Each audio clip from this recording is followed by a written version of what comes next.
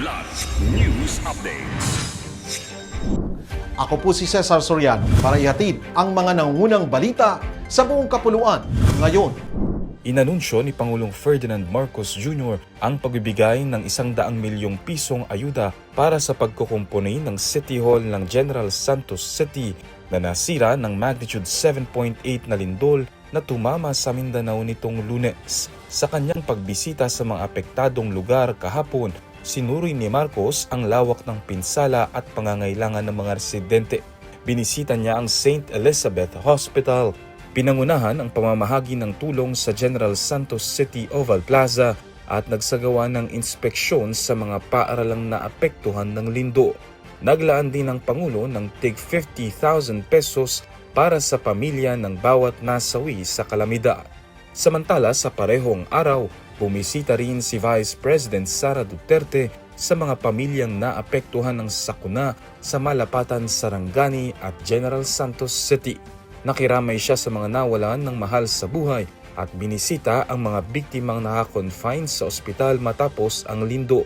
Iniulat din ito ang agarang pag-deploy ng mga food truck at relief assistance ng Office of the Vice President para sa mga apektadong komunidad. Nagwakas na noong June 10 ang 18 araw na search, rescue and retrieval operation sa Angeles City, Pampanga matapos ma-recover isang araw bago nito ang ika-30 biktima ng gumuhunggo salik.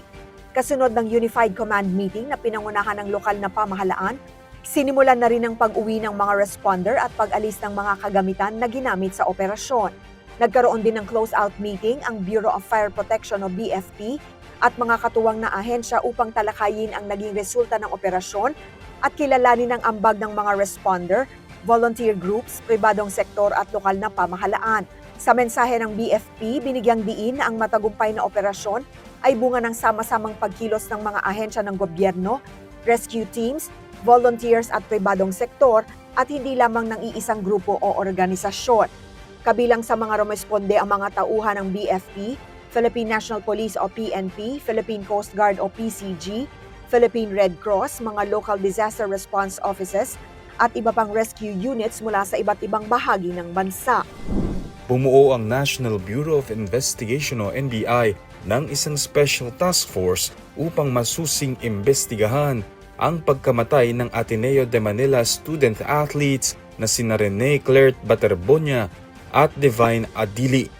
Ayon sa NBI, susuriin ito ang lahat ng anggulo ng kaso, kabilang ang posibilidad ng kapabayaan, kahit na naunang nagpahayag ang Aurora Provincial Police Office na walang indikasyon ng foul play. Iginiit ng NBI na mahalagang matukoy kung may pananagutan sa pagsasagawa ng aktibidad na nauwi sa trahedya, bukod sa usapin kung may intentional harm o wala.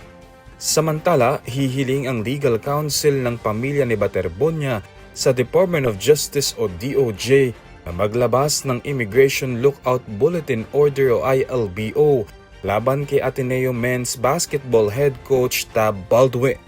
Ito ay upang matiyak na magpapatuloy ang investigasyon sa pagkamatay ng dalawang student athletes. Isang wake naman ang gaganapin mamayang alas 6 ng gabi bilang pag-alala sa naging buhay ni Baterbonia bago siya ilipad pa Agusan del Sur via Davao bukas Hunyo 12. Ako po si Cesar Soriano, kasama nyo sa bawat pagputo ng balita.